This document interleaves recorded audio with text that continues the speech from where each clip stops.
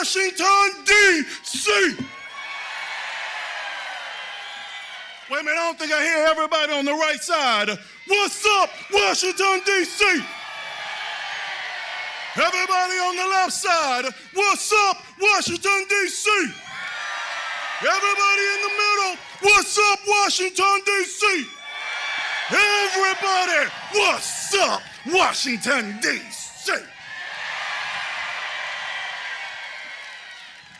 My name is NYGHTSTORM, and I want to tell you guys something. I love this country. Now, let me tell you why I love this country. If you follow me on my YouTube channel or anywhere else, 27 years ago, 1992, I was 18 years old. Now, I know I look good for my age. Come on now, I do look good for my age. I got 7 adult children and 1 grandbaby, so I think I'm good. But 27 years ago, I was homeless and sleeping on the streets of Atlanta.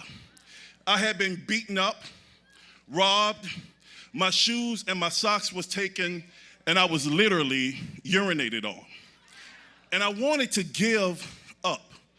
And I said to myself, I said, Father, I feel like you have abandoned me. And I was talking to God about this, and when I was ready to give up the ghost, let me tell you why this country is so important to me. Right when I was ready to die, a Rolls Royce pulled up next to me, and in that Rolls Royce, there was a short little white man about this tall, old guy, maybe 72 years old, and he walked around the car, and he saw me laying on the sidewalk. And he said, young man, are you cold? I said, it's November, duh.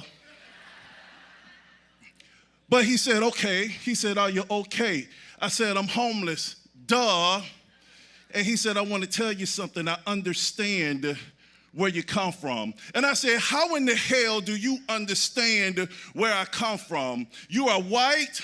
You are driving a Rolls Royce, a $500,000 car. You look like you've never suffered a day in your life. How do you understand where I come from? And he said, young man, let me tell you something. In 1954 in Chicago, I was homeless, and he said he was sleeping on the streets in front of Wrigley Field, and a black man in a car drove by and saw him laying there on the ground because he had also been beaten up. He had also had his shoes and socks taken, and that black man was a short guy who got out the car and walked around the car, and he looked at him, and he took off his shoes and had on a pair of Argyle socks. And he put those Argyle socks on that man's feet. He said, let me tell you something, young man. I know exactly where you come from because suffering doesn't have a skin color. So if you can imagine, I had to slow my roll. But he looked down at me and he saw my feet, and they were ashy and crusty. And he sat down next to me and he took off his shoes, right? And guess what he had on? He had on a pair of Argyle socks. And he took those Argyle socks off his feet and he slid them on my feet, and he prayed over me. And he said, just as sure as these socks cover your feet, God is going to cover your life. Now go forth and make a difference. And when I tell you something, that one incident ignited my faith. It made me understand that God does love me in spite of my circumstances. And regardless of my skin color, there are people out there that love me, that will give a damn about me, and they don't care about this. So when I tell you, the American dream, ladies and gentlemen, my brothers and sisters, is very, very real. But the American dream is not a one-time thing. It's not. Let me give you another nugget. I just moved here from Atlanta 48 hours ago. And the reason why I moved here is because a company named the American Principles Project, they said, YG, We need you to come to D.C. We need some of that love. We need some of that God. We need some of that faith in this town. Come on to D.C., YG. And you better believe I took the job as their new director of the Defense of America because I lived this. So when I tell you something, I donated 99% of all of my stuff, gave everything to my brothers, my children are happy, and 50% I gave to my ex-wife. Well, she paid for half of it anyway. Decided to give it back to her. But when I tell you this, the American dream is real.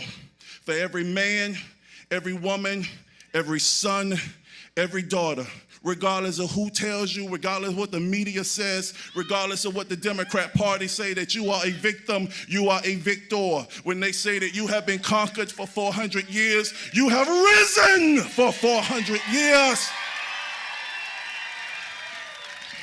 So I want to say this because my time is up. I want to say God bless you and everyone you hold dear.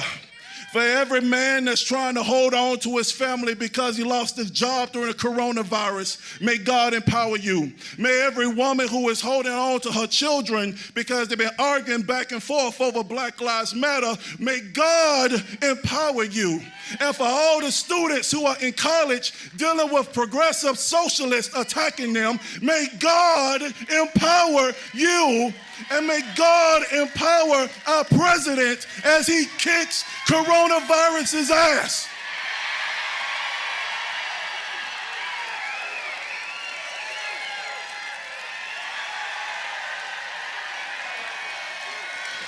So I'm going to finish with this, and I always do a power pose for everybody that knows me, and the power pose is simply this, to show the strength of America. So can y'all power pose with me? Are you ready on the right? Are you ready on the left? Are you ready in the middle? We are going to go in 3. 1, 2, 3. Yeah! MAGA, baby. God bless you, and God bless the United States of America. Let's go. Let's go.